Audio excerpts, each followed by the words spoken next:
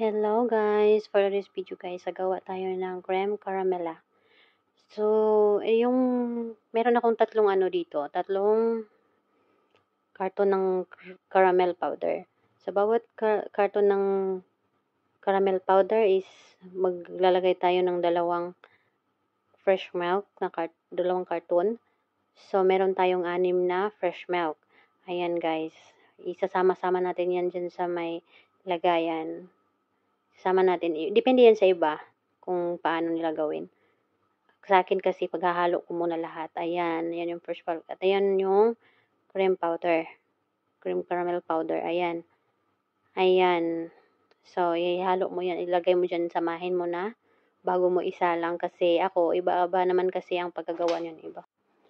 Ayan, ihahalo mo muna bago, pagsama-samahin mo muna yan lahat. Depende kasi sa iba kasi pinapakulo nila muna yung milk. Pero sa akin kasi isinasama ko na para isang lagayan na lang. Ayan, tapos yan na guys. Pinaghalo ko lang hanggang sa matunaw yan. Bago ko isa lang. Tapos antayin kong kumulo siya ng ilang mga minuto bago yan kumulo. Depende na yan sa lakas ng apoy nyo. Kasi syempre, marami yan Kaya ayan, depende na yan sa inyo.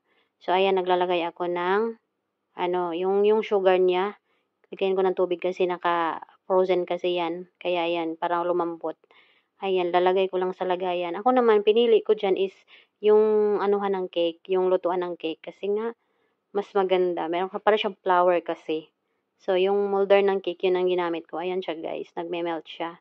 So, antayin natin yung natin. Ayan na guys, tapos na siya. Sinasala ko siya para mawala yung mga bubbles niya.